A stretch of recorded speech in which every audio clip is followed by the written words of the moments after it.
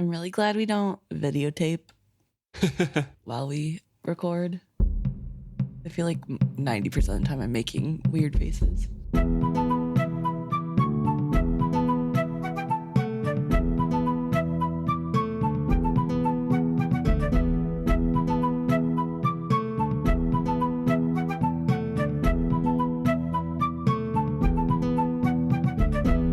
Welcome back to another episode of Is Fitz Happy? I'm Luke. And I'm Emma.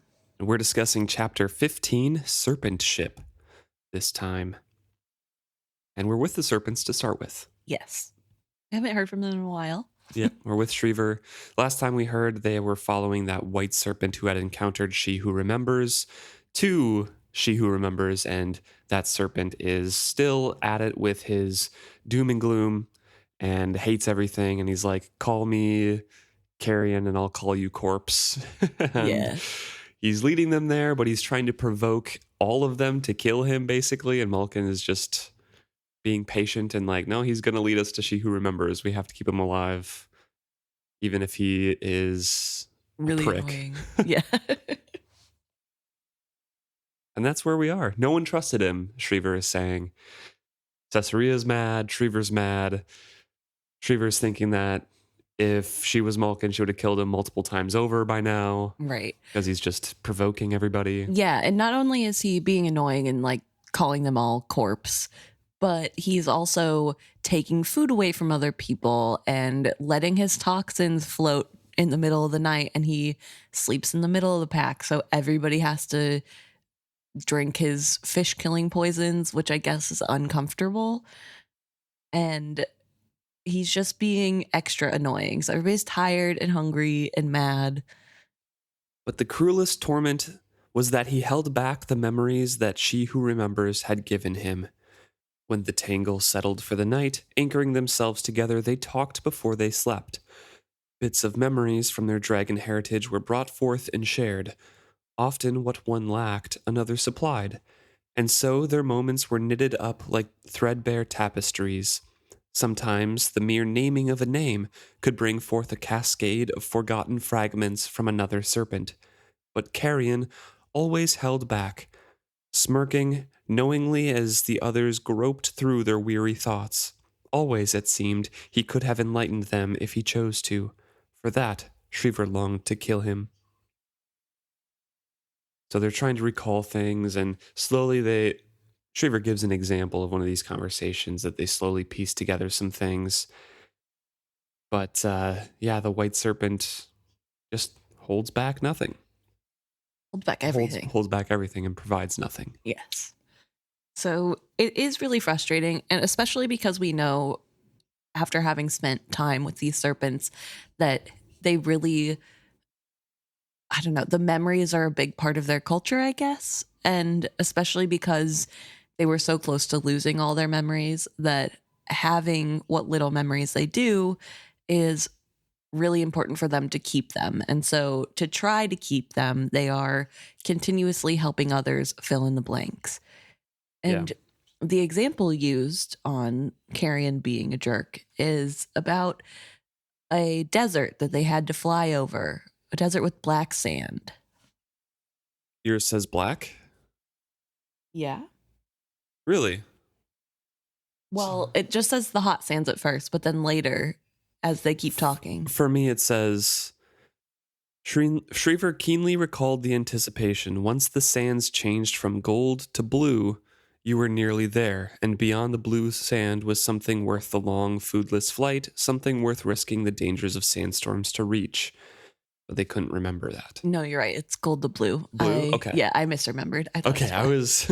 Because that's a big detail if it was black versus blue. Because I was thinking black because of the memory stone or whatever. Mm-hmm. But no. It's blue.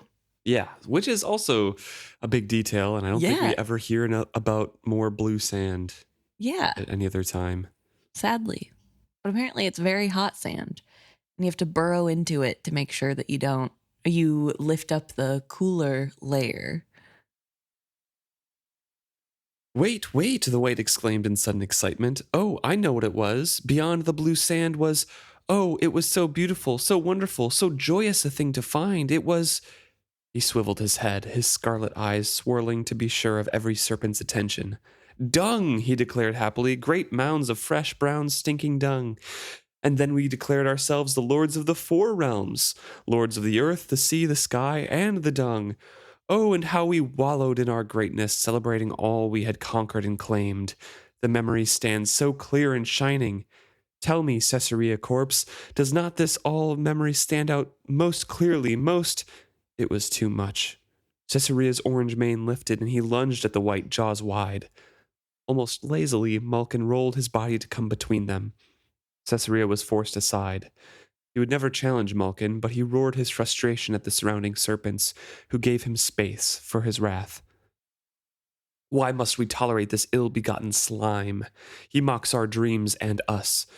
How can we believe that he leads us truly to She Who Remembers? Because he does, Maulkin replied. Taste, Caesarea. Your senses have become dull with discouragement, but taste now and tell me what you scent.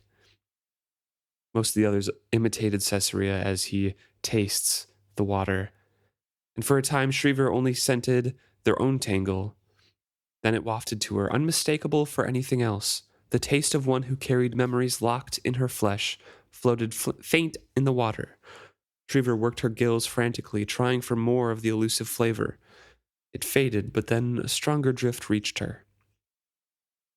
So Teller, the bard, the green, shoots to the surface. As he thrust his head into the night air, he bugled a questioning call. All around Shreever, the Tangle rose faster than bubbles to bob up around Teller. Their voices were added to his, a seeking chorus. Suddenly Maulkin shot out of the water in their midst, leaping so high that nearly a third of his length arced above the water before he dived again. Silence, he commanded when next he surfaced. Listen.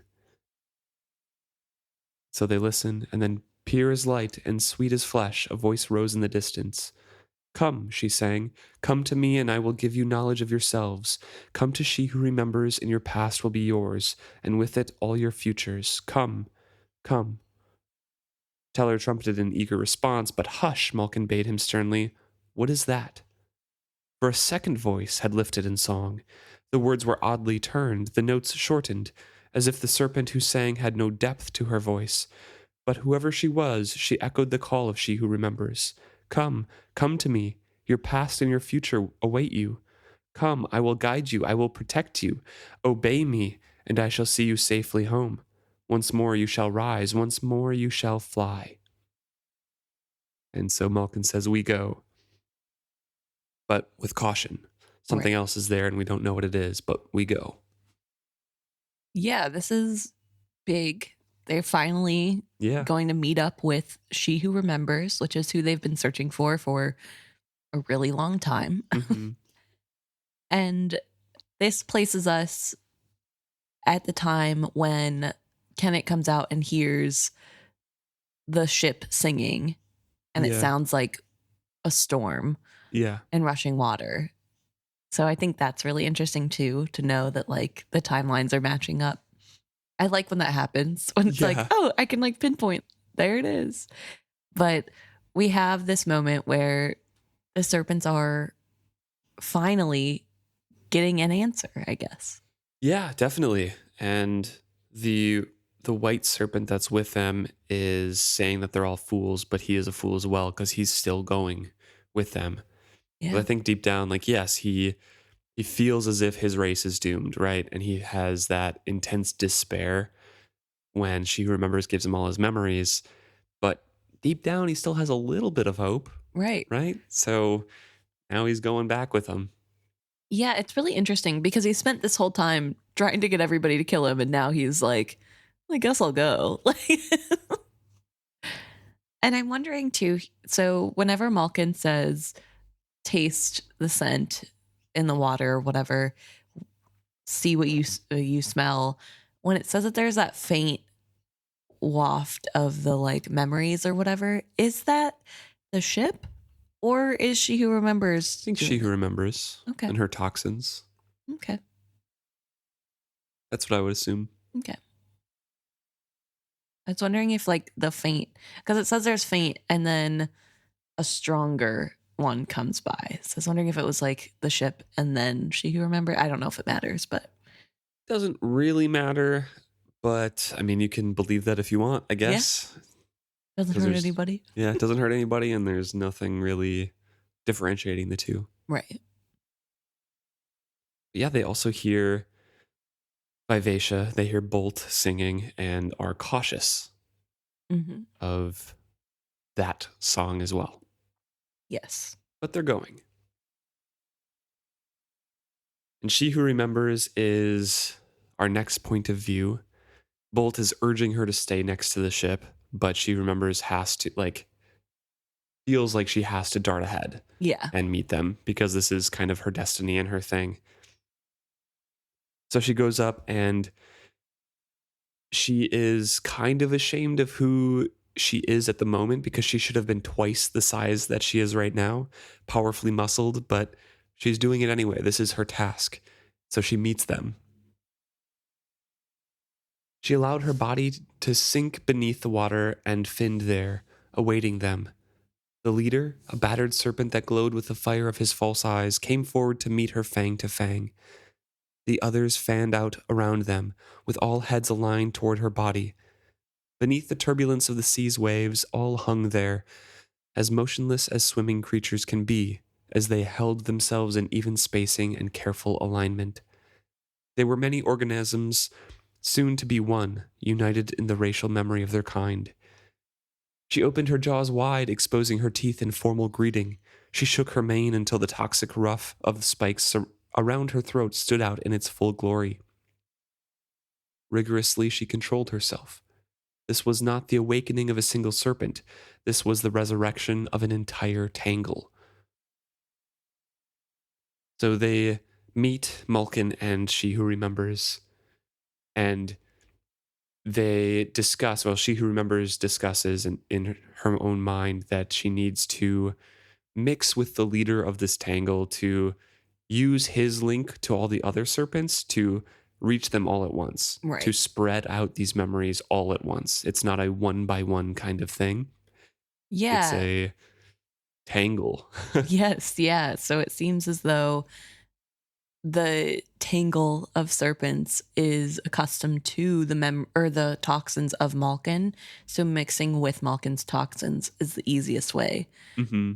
And I find this whole, I don't know, two-page section of how they do this like ceremony really interesting and very reminiscent of the whole ceremony of when the Vestrits welcome in the Mm-hmm. Rainwilders to their home.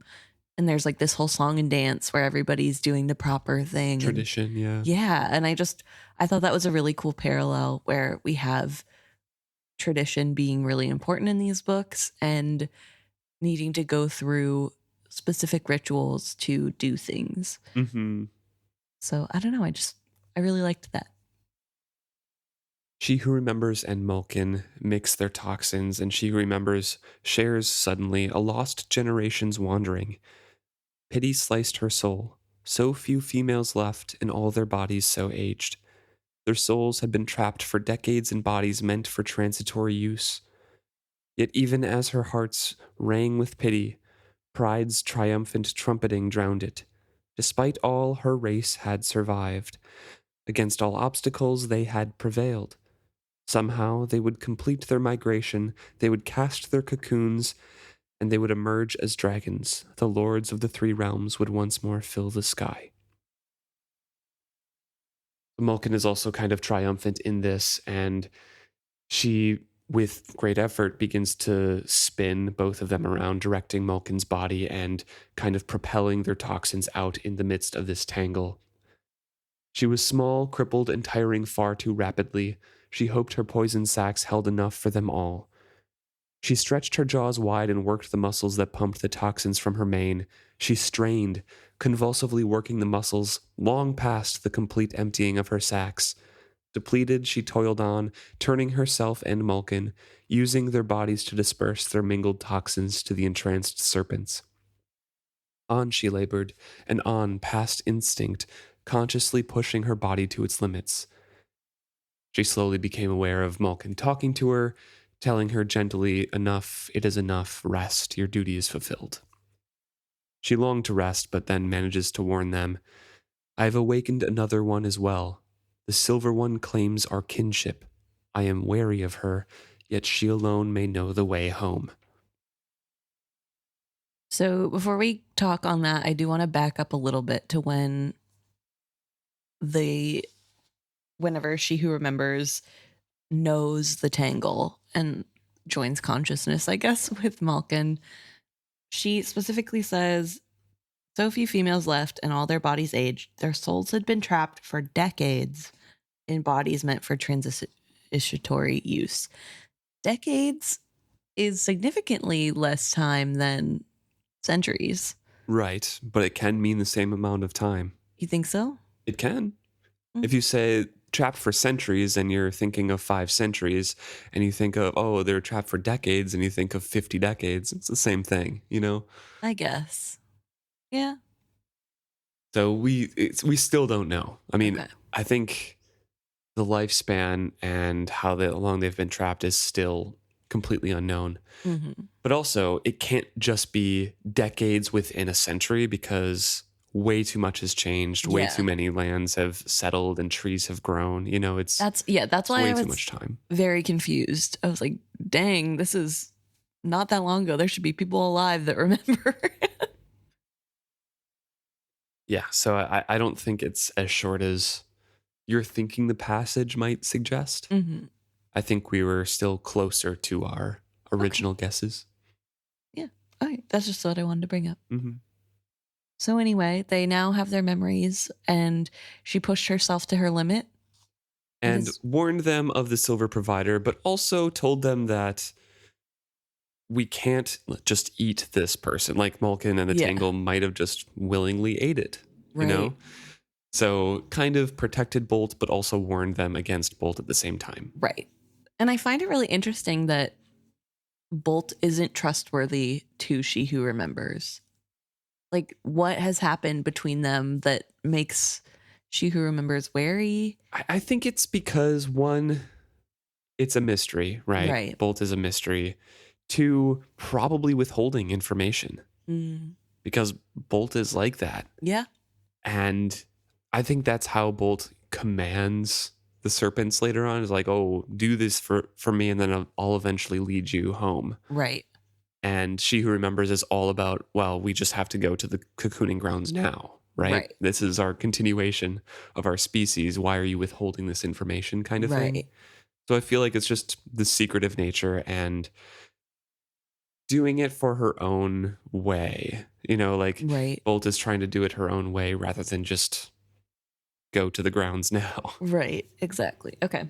But they don't know that Bolt is also trying to balance, like, hey, I have to have humans to direct me. Right. So I may know the way, but I can't lead you there unless the humans are willing to be guided that direction. So you need to do stuff too. I don't know. It's kind of 2 worlds clashing where they don't know why each one are doing fair the enough. things that they're doing. Fair. And we jump over to Kennit, who is kind of sitting there astounded and scared at all these serpents. Yeah. But he's withholding it within himself because it's Kennit. You know, he can't look outwardly terrified of these serpents that are talking to his ship and then looking at him. Right. He just has to be like, yep, I'm the captain. I'm the miracle man that my crew is looking up to. And I just have to stand here and take it. Kennit felt himself the target of those unblinking stares as he stood on the foredeck and watched. Bolt held court to these odd suitors. So they rose from the water, talked to Bolt for a bit, and when Bolt sang an answer to them, the immense heads inevitably turned toward Kennit and stared. Does your copy say Bolt? Bolt held court to these odd suitors, yes. Oh, mine says Vivacia held court. Oh, okay. So, weird. Yeah. I don't know why they would make some of these changes that they do in these different editions, especially since both of these are still English. Yeah. It's just British English versus American English. Yeah. Weird. Well, either way, it's all Vivacia, the whole paragraph. Really? Anytime Bolt has mentioned it's Vivacia. I feel like that has to be a mistake, right? Because Kennit in his head is going to be thinking of Bolt now. Right. Yeah. I don't know. Weird. Well, Bolt sings answers to them, and inevitably, Kennit feels the serpent's eyes go to him. For a man who had already lost one leg to a serpent, those avaricious stares were unnerving. Nevertheless, he held his post and his smile. Behind him, the men worked the deck and the rigging with greater than usual caution. Below them gaped the double death of water and fangs. It did not matter that the serpents were not showing any aggression toward the ship. The roaring and cavorting were enough to intimidate anyone. Only Etta seemed to have shed her fear of the creatures. She clung to the railing, eyes wide and cheeks flushed, as she took in the spectacle of their flashing escort. Wintrow stood behind her, arms crossed tightly on his chest. He addressed the ship. "What do they say to you, and what do you reply?" She glanced archly back at him. Then, as Kennit watched, the boy flinched as if jabbed. He paled suddenly, his knees folding, and staggered away from the railing. Walking uncertainly, his eyes unfocused, Wintrow left the foredeck without another word. Kennit briefly considered demanding an explanation, but decided to let it pass. He did not yet have Bolt's full measure. He would not risk offending her. It's back to Bolt now, in case you were wondering. Interesting, okay. Yeah, so any time that Wintrow is like digging into Bolt's secrets, anytime he's trying to get any information, Bolt's like, no, you can walk away. Yeah, she's really manipulating him in kind of a scary way. Yeah. I mean, kind of. It's very scary. It's clear that he's not doing this of his own volition, which I guess Kennit doesn't realize. I feel like Kennit, in this instance, he does. Before he didn't, because he wasn't witness to it. But I think right now he's like, interesting. Something is happening here, and Bolt seems to be the one who did it. Mm-hmm. I just feel like, wouldn't that make him worried that she would do the same to him? I don't know. But maybe not, because he knows they're not family. So, and also Kennit is accepting of Bolt. Okay. And on his side. And that's why Kennit doesn't want to make her upset either. Fair, yeah. Just like, I don't know fully where we stand yet. I'm still on your side, Bolt. Touche. Bolt spoke, directing her words to Kennit. What they say does not concern humans. They speak of serpent dreams, and I assure them that I share the same. That is all. They will follow me now and do as I tell them. Select your prey, Captain Kennit. They will cut it out and run it down for you like a pack of wolves culling a bull from a herd. Say where we shall go, and all we encounter between here and there will fall like ripe fruit into your hands. She flung him the offer carelessly.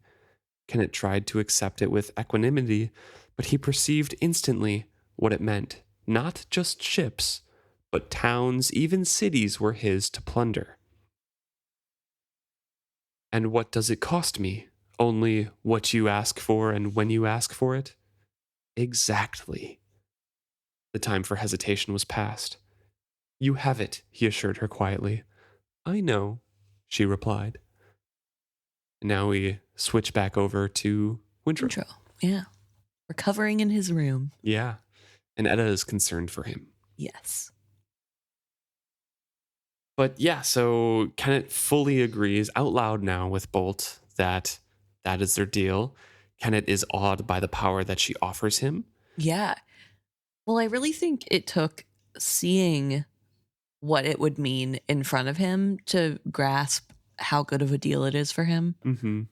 And realistically, what could a boat want that he couldn't give that would be, annoying? But like, yeah, I don't know. It's a good deal, I guess. Yeah. If you're a pirate wanting to be Pirate King. For the next, month, maybe. He doesn't know that, though. Yeah. But yeah, we switch over to Wintrow, and Etta is pretty concerned about him, saying, "What ails you? Your pardon?" "Pardon my ass," she gestured impatiently at the game board on the low table between them. "It's your move. It has been your move for as long as it has taken me to finish this buttonhole." But when I look up, there you sit, staring into the lantern. So what ails you? You cannot keep your mind on anything of late. That was because the whole of his mind was given over to one thing only. He could have said that, but chose to shrug. I suppose I feel a bit useless of late.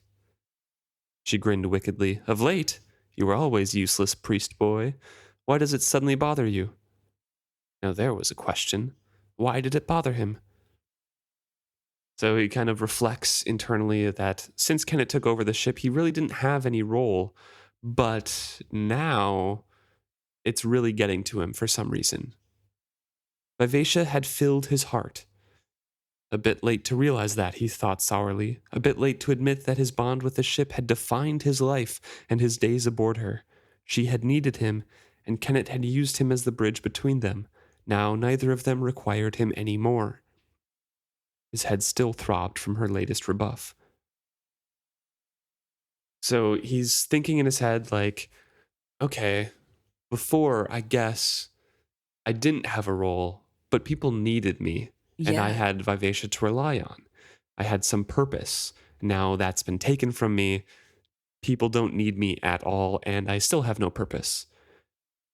And I kind of remember my healing, and I know it really wasn't Kennit, but at the same time, it was the ship doing it not because she liked me, but because it would gain trust. Yeah, with Kennit. Yeah. And she did it at his expense. Mm-hmm. And the skin of his face had purged itself of the tattoo's ink, so now he's no longer tattooed, as first-time readers will figure out now. Yes. Yeah. So, but he also talks about how his finger did not grow back, and he wasn't sure if that was due to limitation of the ability or if that was a message sent to him by Vivacia. Right. So really hard to tell. I'm pretty sure it's a limitation. Yeah, me too. Me too. He had accepted himself as not having that finger. Yeah. You know, it was his body. Even if he hadn't accepted it, I just don't feel like you could regenerate a bone. True, but with Chimera grows wings. Yeah, but that's... Well, okay. Yeah. You know, like, it might not be overnight, but maybe she could direct new growth there. You know? Would it be like Deadpool with the baby hand? Yeah. Yes. He could have a baby finger. Etta slapped the table and he jumped. You're doing it again, she accused him, and you haven't even answered my question. I don't know what to do with myself anymore, he confessed. The ship no longer needs me. Kennit no longer needs me. The only use he ever had for me was to act as a go-between for them. Now they are together, and I am jealous, Etta filled in, and fair green with it. I hope that I was subtler when I was in your place. For a long time I stood where you stand now, wondering what my place was, wondering why or if Kennit needed me, hating the ship for fascinating him so. You have my pity, but it won't do you any good. What will? Keeping busy, getting over it, learning something new. Find something else to occupy your mind. Such as? He asked bitterly. With her chin, she gestured at the neglected game board, amusing me. Her smile made it a jest. But he's staring at her and is like, oh, wow, the lantern light on your face. Yes, he could find something else to occupy his mind, something likely to lead to disaster. He forced his eyes back to the game board and made a move. Learn something new? Such as? Oh. Wintrow with his crush. Yeah. Just a lovesick boy. Mm-hmm. She snorts and like, learn something useful, something you will actually put your mind to. Like, what else can I learn? And Etta's like, navigation. You know, it confounds me, but you have the numbers learned already, so maybe you can do that. But I think you should learn what you've put off for far too long. Fill the gap that you wear like an open wound. Go where your heart has always led you. You've denied yourself long enough. He sat very still. And that is, he prompted her quietly, learn yourself. Your priesthood, she said. His keen disappointment shocked him. He would not even consider what he had hoped she might suggest. Why is he so like reading into everything she's saying? Like, Because he's got a crush and he's like 15 years old. I guess, yeah. Do you think Etta has any feelings towards him other than familial like love? I don't think so. Okay. I think it's like little brother kind of Yeah. thing. But like really, really close friend. You know, Yeah. she has said that he's like the only friend she's ever had. Yeah. And he made her like be able to feel again or something. Yeah. So, yeah. It's definitely a special bond. And I'm not trying to insinuate that boys and girls can't be friends. I just was curious if there was. This relationship is a complicated one. Yeah. But he is sad not only that she's not suggesting a relationship with her, but that she's bringing up priesthood. Because he doesn't even know if he wants that. At one time, he's like, yeah, I would have done that for sure. But now, I don't know. I have learned to want things for myself, he said quietly. Like, at teaching you that, Kennit would excel, I think. Yet I believe you misjudge yourself. Perhaps you have lost the intensity of your focus, Wintrow. But examine your heart. If you could have one thing right now, what would you choose? He bit back the words that sprang to his lips. Etta had changed, and she had been part of her, and he had been part of her changing. The way she spoke, the way she thought, reflected the books they had shared. It was not that she had become wiser, wisdom had shone in her from the start. Now she had the words for her thoughts. She had been like a lantern flame burning behind sooty glass. Now the glass was clear and her light shone forth. Although, you know what, it is nice that he was like, she just didn't have the tools to express herself. She was always smart. I like that. But, lovesick boy. And he avoids her question again and asks, do you remember the night when you told me that I should discover where I was in my life and go on from there, accept the shape of my life and do my best with it? She lifted one eyebrow as if to deny it. His heart sank. And then she shook her head. You were so serious I wanted to kick you. Such a lad. It does not seem possible you were so young such a short time ago. Such a short time ago. It seems like years. Do you know how much you have changed my life as well? Well, if I hadn't taught you how to use a knife, you'd be dead now, so I suppose I've changed the course of your life at least once. And then he continues on talking about, like, brings it back to his priesthood. It's like, I can't really imagine myself going back to the monastery. You know, at one point, that's all I wanted, but going back there, sitting there, talking to Barandal and discussing things, nothing ever happens. We just discuss things. I don't know if I could be content with the contemplative life anymore. She looks at him oddly. I didn't mean you should return to your monastery, only that you should start being a priest again. Here? On the ship? Why? Why not? He once told me that if a man is meant to be a priest, nothing could divert him from that. It will happen to him no matter where he is. That perhaps Sa had put you here, because there was something you were meant to do here, destiny and all that. She spoke his words flippantly, but beneath her tone he heard a desperate hope. But why? Why do you urge me to do this now? She turned aside from him. Perhaps I miss the way you used to talk, how you used to argue that there was meaning and structure to all that happened, even if we could not immediately perceive it. There was a comfort to hearing you say that, even if I couldn't completely believe it, about destiny and all. Her hand strayed to her breast, then pulled away. He knew what she flinched from touching. In a small bag about her neck, she wore the charm from Uther's Island, the figurine of a baby. So in all of this, in her concern for Wintrow and her desire to see him filled with purpose again, she is still thinking of, it was nice to hear Wintrow talk about destiny because I kind of want to believe that there is a purpose to me finding this figurine. I want a destiny for me and Kennit in the future. I want this kid. Right. I don't want to believe Bolt when she says just make the decision yourself. She wants to Believe think that in there the is greater. yeah, she wants to think that there is a reason for them to get together and that it'll happen, Yeah. And I think this scene is a really good snapshot of why I love Hobb's writing.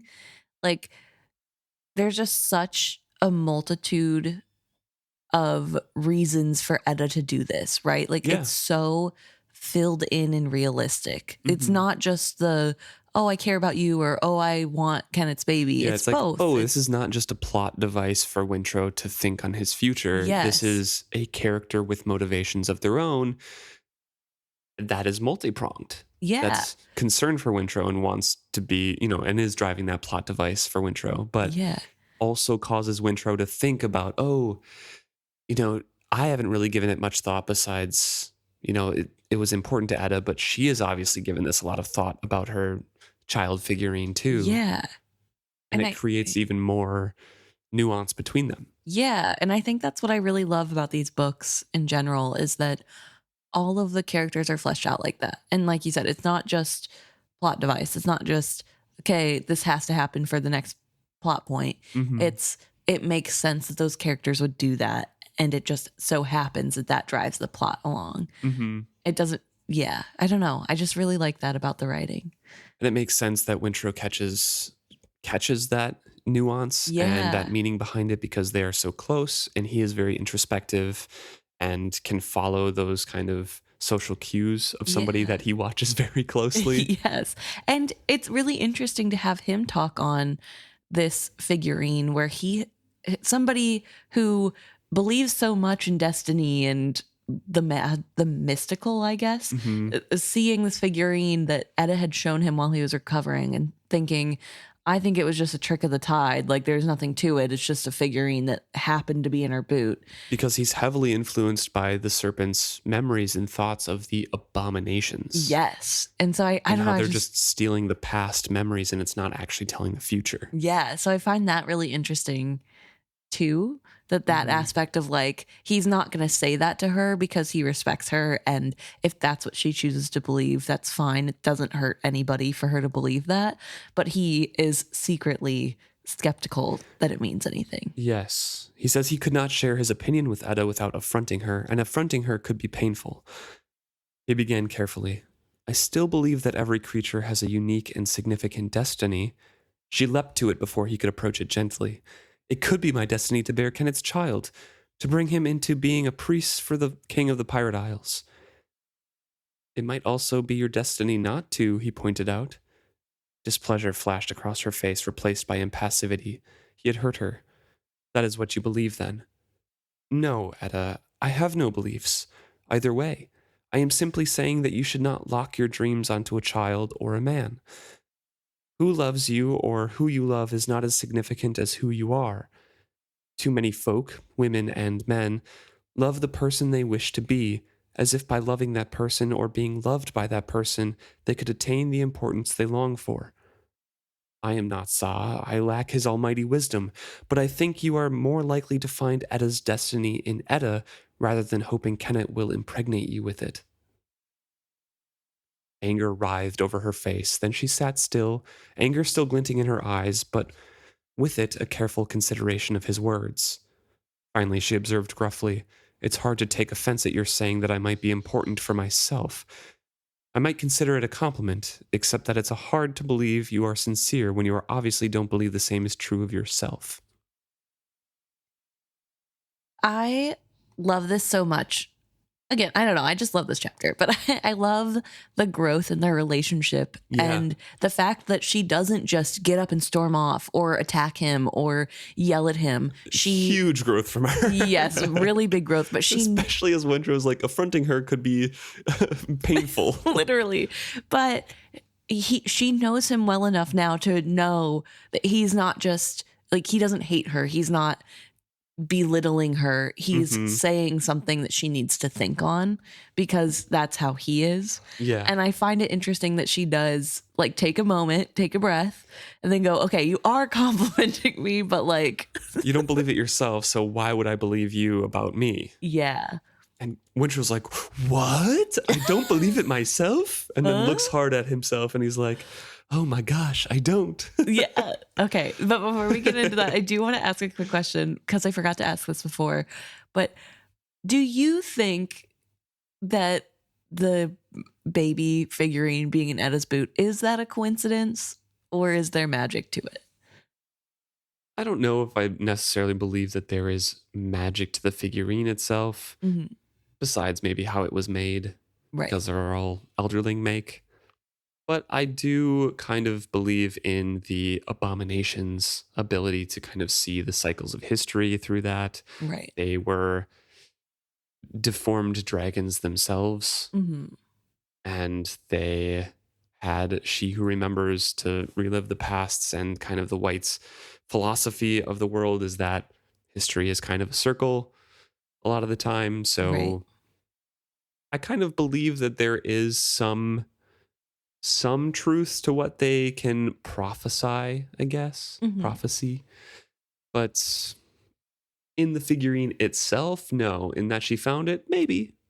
But I Okay. think that people ultimately, even if there is some truth to the others or the abominations, questions and their answers and stuff, people Yeah. see what they want to in it. Similar to, I don't know, similar to a modern day tarot reader or Yeah. psychic or something. I personally don't really believe in that stuff, Right. but the person behind them is making cold readings on the person that they're reading. Yeah. And the person that they are reading who is asking these questions wants to hear something or is looking for something, and they Right. usually find it in those words, and that means something to that person. Right. So while there is no, in my belief, power behind what the person who is doing it is doing, Right. the person who wanted those answers finds them. Okay. So I think that's kind of what's happening, that power of belief. Okay. Yeah. Does that Fair make enough. sense? Yeah, There was a definitely. lot of this person and that person Yeah. in my explanation. I think it makes sense. Okay. How about you? Do you think there's specific magic in the items or in the prophecies or the destiny that they I don't know. said? It's so I'm really conflicted on this point because I do feel as though there has to be some magic that places the items there for the people that get their readings, like Kennit finding the things. And I mean, Etta finding that in her boot. I don't think it's the items themselves necessarily, Mm-hmm. but like also, how would that even work? Like, Right. what magic? Who is in control of that? Because it kind of feels like in this world, magic is something that is done by beings, not necessarily something that just happens on its own, if that Mm-hmm. makes sense. So I guess unless there was like a fortune telling shop in the sunken Elderling city that is like shooting out projectiles when it senses people coming near, I don't like, I think it is It's a a lot funny of just, picture. yeah. It's just a lot of coincidence. But I guess, like you said, I guess I'd never thought about it the way that you have just said that you think about it. And so I like the idea that it could be any object and people are going to find the answer that they're looking for. Or, People specifically go to other island to get their fortune read or ask a question. right. And they find their answer on the beach in those random objects and the question that they ask. They Right. find some meaning in it. Yeah. And Yeah. yeah, so I don't know if I don't know. I feel like I want to believe that there is some magic involved because I love the idea of there being magic involved. But I think thinking about it pragmatically, it probably is a lot of like coincidence and Mm-hmm.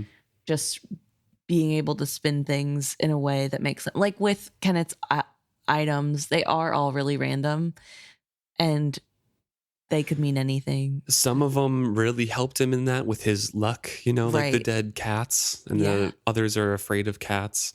Or it could be completely dumb, like the earring he found, and he's just like, oh, well, I took it because I can, Yeah. and it had no meaning to him, but it had a lot of meaning to Etta when he Yeah. gave it to Etta. So I don't know, Right. just kind of up All for interesting. interpretation. Yes. Yeah. So I don't know. But I feel like Wintrow's cynicism of this maybe stems a little bit from his crush on Etta and not wanting her to be just Kennit's baby maker. Right. And I love that he tells her, like, You can be important unto yourself. yeah, you don't have to have a baby to be important. Yeah. Like, Etta is still an important person. I think that's a really good message to have. But, like, also I do think it stems from a less than, like, a less than, fully altruistic place. yes. Yeah. I think it is coming from like Make your own decisions, and maybe that decision is me. yeah, exactly. But I mean, I don't think you would ever push that on Etta, No, but I think no. it's funny that, like, it probably is stemming from that. So anyway. But she's like, yeah, you don't believe it yourself. You don't believe this message that you're saying to me. You haven't lost your belief in Saw. You've lost your belief in yourself. You speak to me of measuring myself by my significance to Kennit, but you do the same. You evaluate your purpose in terms of Vivacia or Kennit. Pick up your own life, Wintrow, and be responsible for it. Then perhaps you may be significant to them. Like a key turning in a rusty lock, that was the sensation inside him. Or perhaps like a wound that bleeds anew past a closed crust, he thought wryly. He sifted her words, searching for a flaw in her logic, for a trick in her wording. There was none. She was right. Somehow, sometime, he had abdicated responsibility for his life. His hard-won meditations, the fruit of another lifetime of studying and Barandal's guidance, had become platitudes he mouthed without applying them to himself. He suddenly recalled a callow boy telling his tutor that he dreaded the sea voyage home because he would have to be among common men rather than the thoughtful acolytes like himself. What had he said to Barandal? Good enough men, but not like us. Then he had despised the sort of life where simply getting from day to day prevented a man from ever taking stock of himself.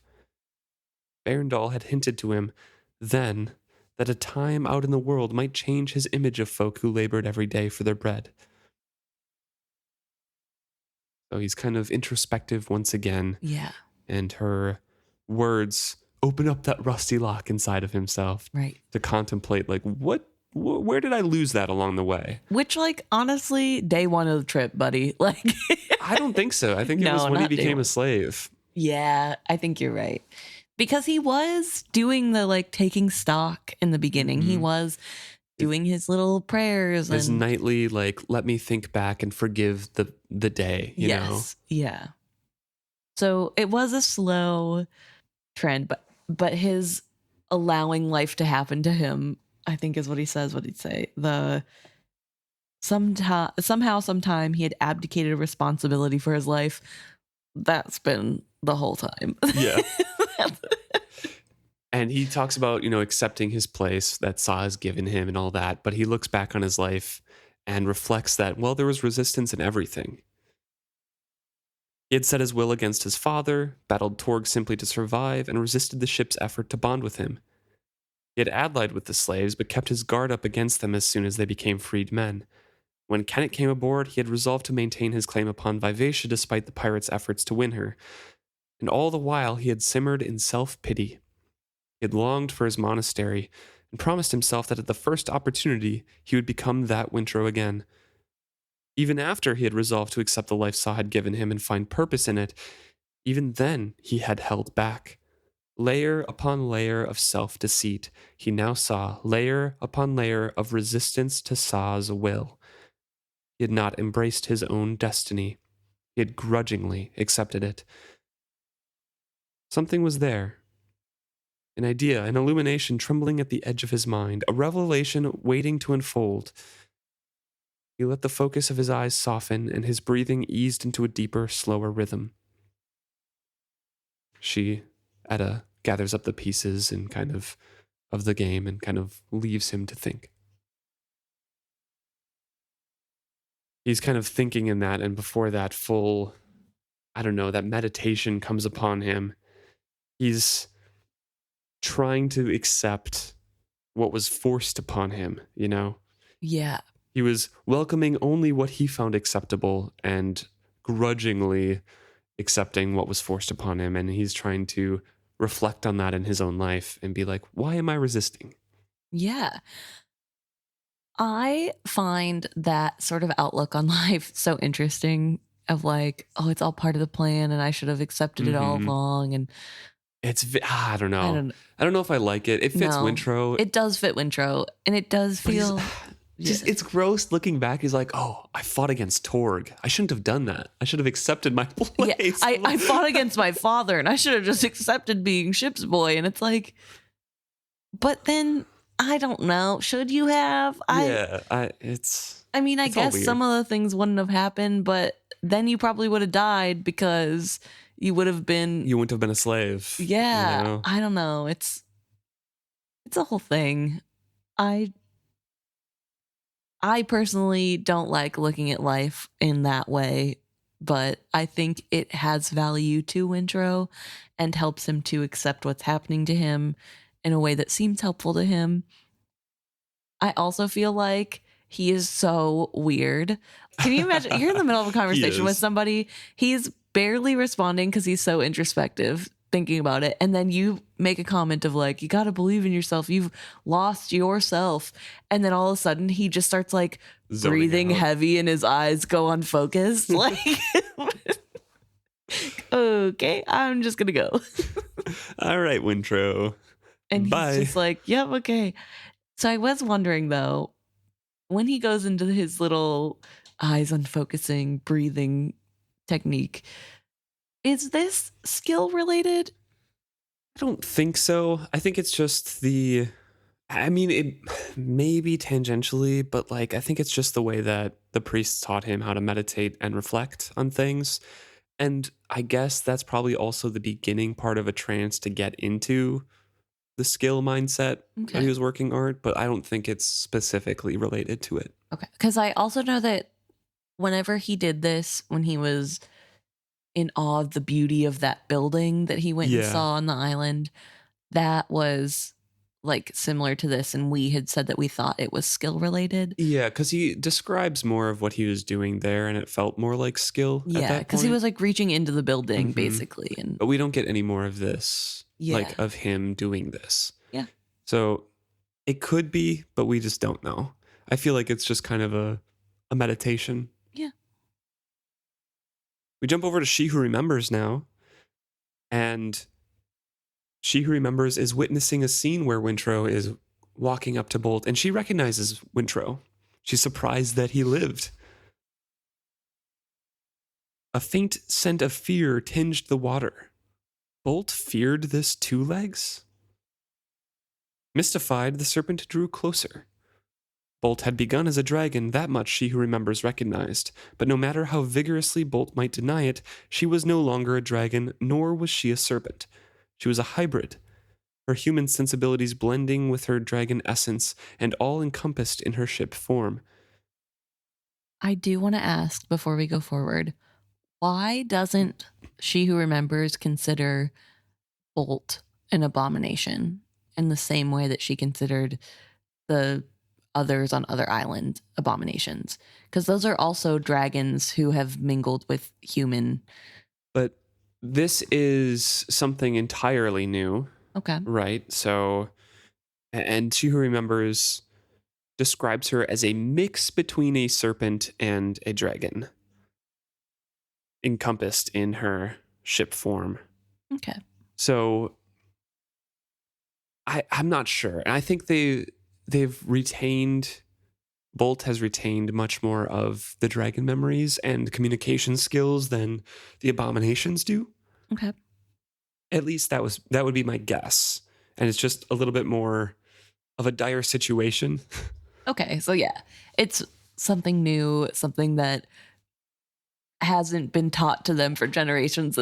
That's an abomination. And right. And they need her. Yeah.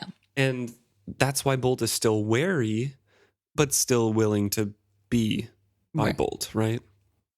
And I think later on, Bolt slowly does start to lose control of some of the serpents.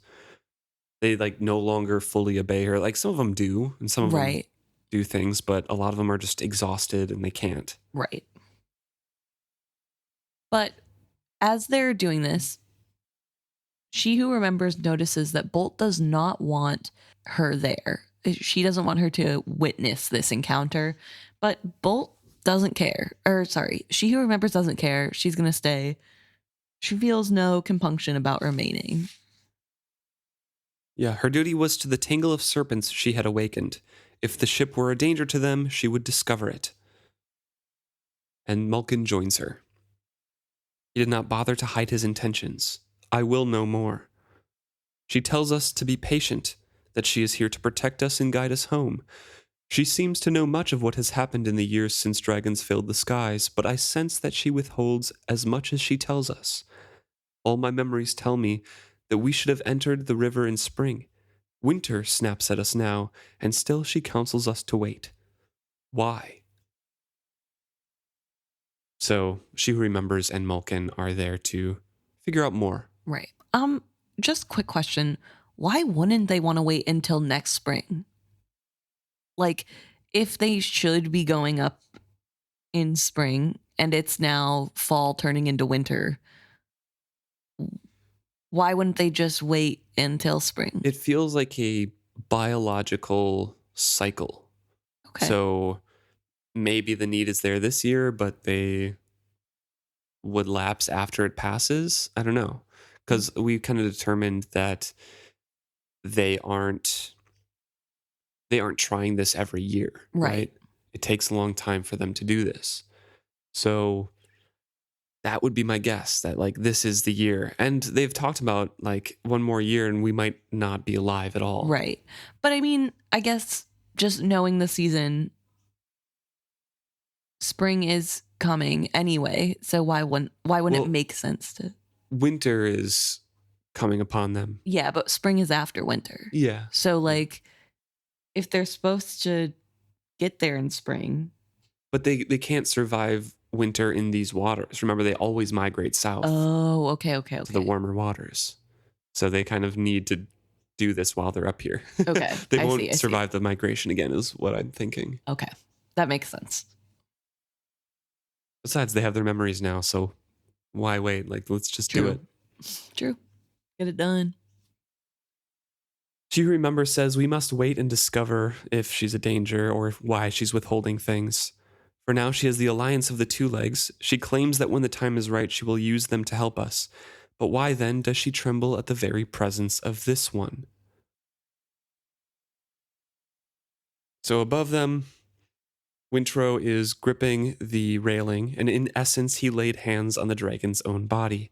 She who remembers felt the ship's shiver of reaction and the complete transfer of her attention.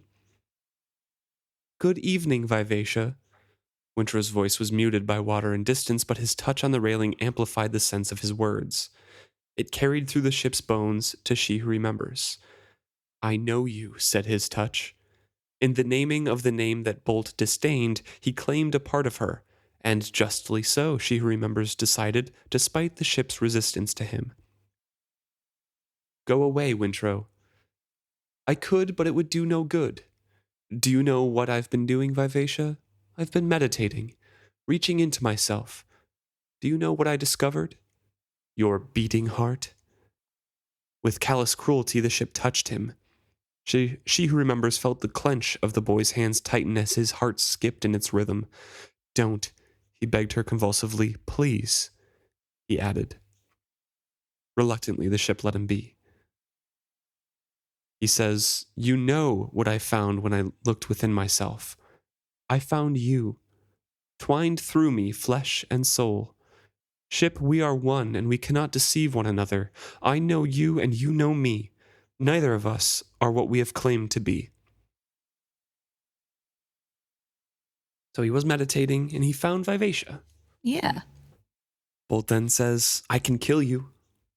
And Wintrow's like, yeah, I know. But doing so, as you mentioned before, will be bad for both of us. And it won't change anything, because I am in you as well as you are in me. Right. I know, but that would not rid you of me. If you kill me, I still remain a part of you. I believe you know that also. You seek to drive me away, ship, but I do not think I could go so far that the bond would be severed. It would only make both of us miserable. I am willing to take that chance. I am not, Wintrow replied mildly. I propose another solution. Let us accept what we have become and admit all parts of ourselves.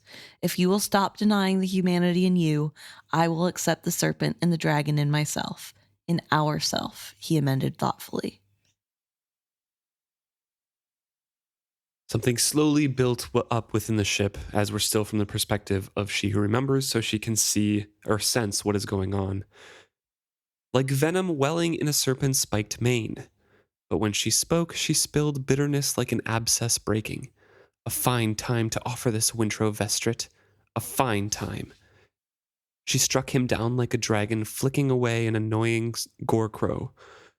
The 2 legs fell flat to her deck. Drops of his blood leaked from his nostrils and dripped onto her planking. Though the ship roared defiantly, her planking soaked up the red stuff and took him into herself. That's where we ended the chapter. So Wintrow is kind of accepted like what he is and what he has within himself. Bolt is still trying to deny everything and be like, no, I am a dragon. I am not trapped by these humans. Because dragons are arrogant. They are not supposed to be beholden to anything. They are lords, right? And she is a queen. But instead, she's trapped within a ship's body. She has human twined within her. Vivacia is still there no matter how much Bolt denies it. Right. And I find it really interesting that as we get this conversation from the serpent point of view, we get that the serpent's saying that Wintrow does have claim to Vivacia. Yeah. And they are fine with it. They accept it as something that he does deserve, I guess, maybe. And I don't know, I just found that so interesting that that's part of this, that Wintrow does have a claim as much as Vivacia has a claim on him, Bolt as well, I guess. And I'm wondering with Bolt's reaction what that's about. What does she mean it's a fine time to offer this? Probably from memories of Vivacia, just like, oh, now you're willing to accept who we both are. Right. Great. You know, I'm in control now though. So no. Yeah, I don't know. I think it's big, and it's also it's kind of what Bolt wanted when Wintrow was like inside of her awareness. Yeah. And Wintrow's like, no. No. I'm separate. Yeah. And Vivacia's separate. Yeah. Nobody's a dragon. So that's kind of what I feel like. It's just like, wow, a little bit too late. Yeah. Okay. Even though it's not. But it's not. But yeah, I looked ahead a little bit in the book, and I don't think they ever address Wintrow passing out on the foredeck at all. It just kind of jumps times again a little bit, and it's from, I think, Kennit's point of view, and then it switches over to Wintrow and things. They just kind of talk about how it's been going. I mean, to be fair, Wintrow is technically still recovering, quote unquote. Right. So I'm sure it wouldn't be that alarming that he's passed out. It's just so weird that Wintrow just kind of accepts that, oh yeah, Bolt can just kill me if she wants. Yeah. He's like, well, and he just doesn't think about it. I'm still here. Yeah. I don't know. It's a very interesting chapter. It jumps all over, but we get very interesting points of view from the serpents. Yeah. From multiple serpents. So it's cool to see. Yeah, and I feel like it really does help with the world building of the serpent culture and I guess dragon culture as well.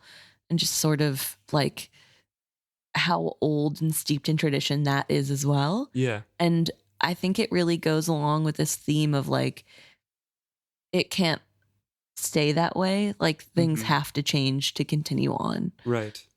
So. It also gives us the continued humanization of Kennit as an interesting character because he feels that fear and that uncertainty as those serpents are there because he had that loss in his life.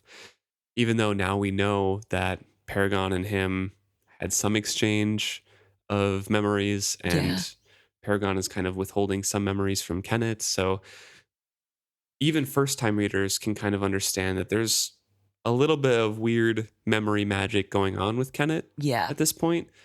But he's still being presented in this like, yeah, he's kind of a villain, but he's still that like heroic anti-hero. You know, I am a little bit mad at Hobb about Kennit. Yeah. Because yeah, he's like a bad person, but there is so much work done to humanize him and to Yeah. like explain away. And then near the end, he just like full in evil dude. And what he does to Althea is just like so inexcusable and so bad in my mind, I guess. Maybe not everybody's, but Well, it's just that. Well, yeah, it should be in everybody's, but yeah, it's just like that chapter and like yeah, the gaslighting after that. But then after that, he's back to being like the suave anti-hero exactly. because he, you know, is fighting against a bunch of people. He protects people during the fight. Yeah, it makes me really upset because I want him to have redemption. Mhm. And to me, because of what he does to Althea, he can never have redemption and he just is a Right. monster. And like, it makes me kind of sad because it like is that continuation of the cycle of him becoming Ygritte, right? Yeah. Basically. And I don't know. It Yeah. just, And I mean, as we both know, there is no cycle of abuse, right? right. Like that is a myth that has been proven that is not true in the real world. Yeah. But in this book, that's kind of what he becomes. He's like, he's focused on trying to erase Ygritte from the world. And then he's so damaged and so harmed by the memories being pulled from him and his pain being pulled from him from Paragon that Kennit just kind of perpetuates some of the same violence. Yeah. And he does kind of erase the memory of Ygritte, and he succeeds in his goal, and he is not as bad as Ygritte because everyone else covers up for him, Right. which is like the worst part. Yeah. And the way that they handle Althea's pain being taken away, I hate it. it neuters any kind of growth that Althea could have had. I don't know. We'll talk about it as it comes Yeah. up, but yeah, But I just want even to, in this chapter, like Kennit is still that anti-hero, right? yeah. And I think like the more, like the closer we get to that as Mhm. rereaders and then doing this podcast where we're doing this deep reading, it makes me more and more upset because it's so close. Like he could have died a martyr. He could have died like a Right. okay person. Like he's still And he at his does core. die a martyr. He does Yeah. die to everyone else an amazing person. Yeah. And I mean, like, ultimately, at his core, he's still a bad person. So, like, if we humanize him, does that take away the fact that he Mhm. thinks so little of other human lives and only thinks in how people can help him? I don't know, but I Yeah. feel like it isn't past the point of no return because it's like that conversation Wintrow has with Vivacia earlier in the book, last book, where Vivacia's trying to convince Wintrow that Kennit's not that bad. And Mhm. he's saying, you know, like he's taking over all these people's lives and he's doing all this stuff. And Vivacia points out, yeah, but he's making it better. Like, Mhm. does it matter if it's coming from a bad place if ultimately he's doing good? Right. And I think, I don't know. Yeah. It's just he's such an interesting character. And I don't want to have to hate him. Yeah. But I guess maybe that makes it, again, more realistic, you know? Like, it's not always the fully hateable people that are monsters. Mhm. And yeah.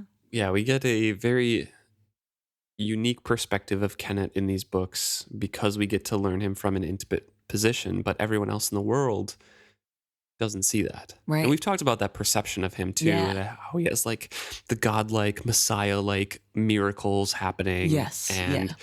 how he's legitimately just standing tall above everyone else in this world. He's creating a kingdom out of nothing. Yeah. Right. And his charisma and his leadership ability. But then near the end here, when he does assault Althea, we have 5, 6 people who know at the end of the book that he did that. Yeah. And that's it. And like- everybody else still thinks of him as this Yeah. amazing, wonderful guy who did all these great things. Well, even some of those people who know, like Etta, she believes Althea, but she's still like, I still loved Kennit. yeah. I still think he was great. And yeah, that was a terrible thing, but like, Done he now. was still my Kennit, you know? Yeah. Yeah. So like, I don't know. It's such a frustrating thing to read, but it's Yeah. so good because of that. It Yeah. creates such emotions. I don't know. We'll get there and we'll We discuss will. it and we'll be upset about it. Yeah. Yeah. we will be. Well, I will be. Sorry in advance.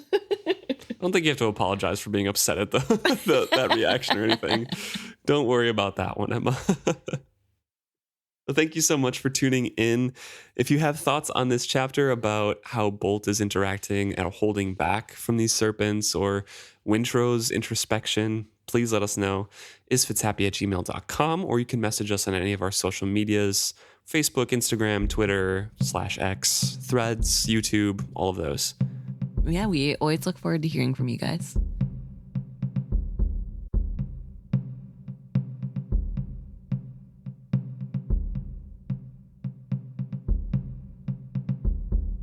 All right. Back to our favorite part of the podcast, bringing up what you guys have brought to us. So today we're going to start with a DM we got on Instagram from Jordan, who is an early listener and won't hear this for a while. Yeah. This is a comment that goes all the way back to episode 36. So Yeah, just a fun little thing. And I kind of forgot about this conversation we had, because it was like 4 years ago. It was. Yeah. So Jordan talks about how I had said I automatically think of the song Impossible from Cinderella whenever we're talking. It must be something happens in the chapter where they say it's impossible. Yeah. And so I've said that I always think of the song Impossible. Just the the musical links that your brain creates. Yes. And apparently Jordan does the same thing. So I'm not alone. Thank you, Jordan.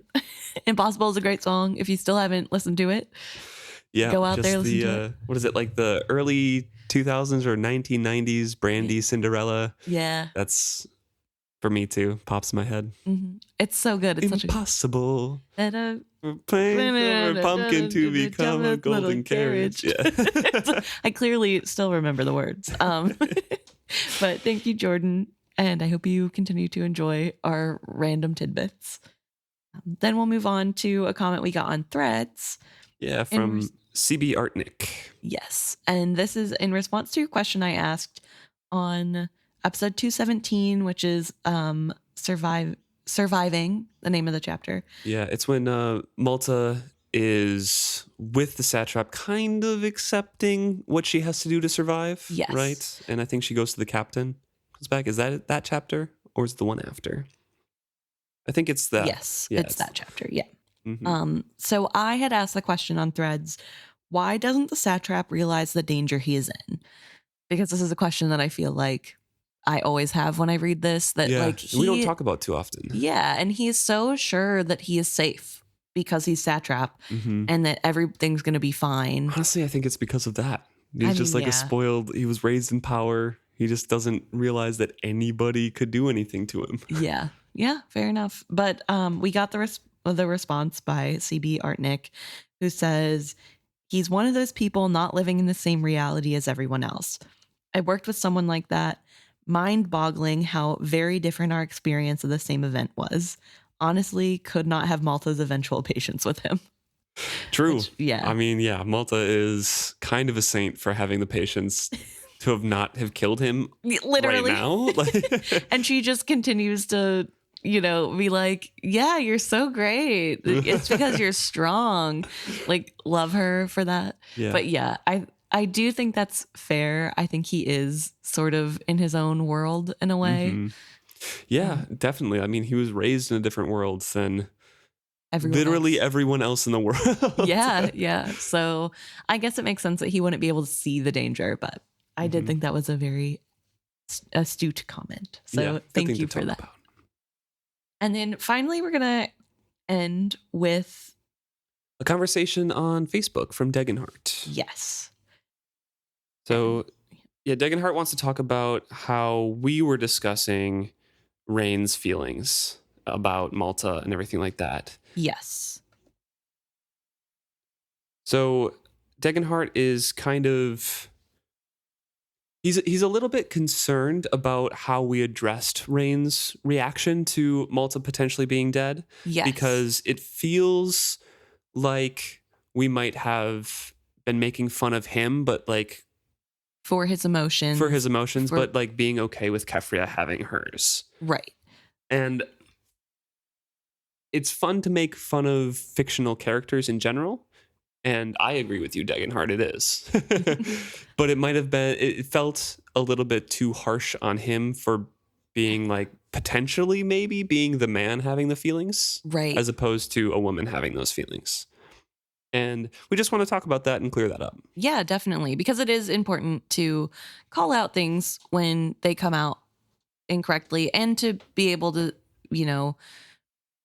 explain our side. So I don't know, I guess. So we're learning with you to be better, but also because that wasn't our intention. And we want to clarify that it's okay for men to have emotions, obviously. Yeah. But especially Rain, I think with Rain, at least in my point of view, when we're giving him crap for being an emo boy and having feelings about Malta think I being called him dead. a crybaby. Yes.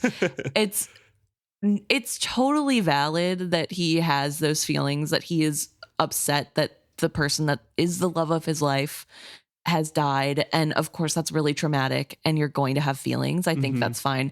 But in my mind, I was more making fun of, or I guess making light of, the fact that Rain has no hope ever. He just is so quick to give up. Yeah. And it's like before he saw, when he went into the tunnel, he was sure Malta was dead. Yeah. When he hears from the dragon multiple times Malta's not dead, he still doesn't quite believe it until like the third time she says, no, Malta's alive. And then he's like, what? And then he sees Malta alive and immediately goes back to she's dead. There's no way she's alive. And so I more think it's dumb that he is the one person who gets so much confirmation that she's alive and she's surviving and she's like really pushing through and being strong. And he just refuses to believe that she could possibly be alive. Yeah. And like, so I think that was where we were coming from in making fun of him. It was more of like he's the only person who has multiple times been confirmed to him that she's alive. And I get that there's no way of knowing that she survived because she wasn't on the river, right? And I think we are meaner to Rain because I just don't like him. Yeah, you just don't like him. But I'm sick of his antics with Malta the whole time because they're both way too overly invested in overreactive to things. So like that whole plot line, I'm just like, oh, I'm kind of done with this. That's right. Yeah. So I think in general, we do support men having emotions, obviously. I don't think that's in question or anything, but I do want to say that I think it's totally fine that Rain is upset in this moment. And it does make sense. It does make sense that if he thinks Malta is dead, that he is upset. And it makes sense that he's snapping at Greg. It makes sense that he's not really focused on what's going on right now because he's just thinking of that and his grief. Totally understandable. Yes. It's just, as a reader, annoying to read sometimes the same character do the same thing. Right. And I think especially because, and this is where my bias comes in, I think because I know Malta is alive, right, and I know they're going to be reunited, it's extra annoying that he has no faith that she somehow made it. And just gives up immediately. But it isn't fair then to call him a crybaby, I guess, and to not also have said in that episode, it makes sense. The fact that he doesn't know that she is alive, it makes sense that he's having those feelings. And just it's hard to tell complete tones over podcasts too. Yeah, since you can't see our faces. Yeah. But no, it is important. And we both thought that it would be important to talk about that, to clarify and to apologize for having it come off that way. Now, talking about Kefria as well. Yeah. I also think she's a crybaby. Just kidding. No. We have been harsh on her previously. And I think in previous chapters, we were much harsher and joking around with her reactions to things. This chapter, I think it just played out, Yeah. We had already joked around about her, so we played her more straight. With Kefria, she really hasn't had any confirmation. She didn't see Malta alive on the river. She just has Rain in front of her saying that, I saw her, who and she isn't super reliable according to his own mother. Yeah. So I don't know. I think with her, it felt more like, of course she 100% believes her daughter is dead. Yeah. Why wouldn't she? But with Rein, to me, it's like, why would you 100% believe she is dead? Time and time again, she has proved that she is a survivor. Why wouldn't you trust that she has stayed safe? And I guess, again, like it's the Rain Wild Rivers.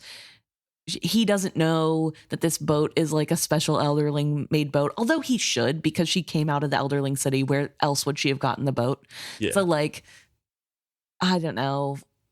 It just, in his mind, there's no possibility that she was picked up by another ship or anything. Left no trace whatsoever. Yeah. And so I think that frustrates me because I want him to have more faith in Malta and more faith in general. And so, yeah. So I think it's not that he's crying or upset that the love of his life is dead.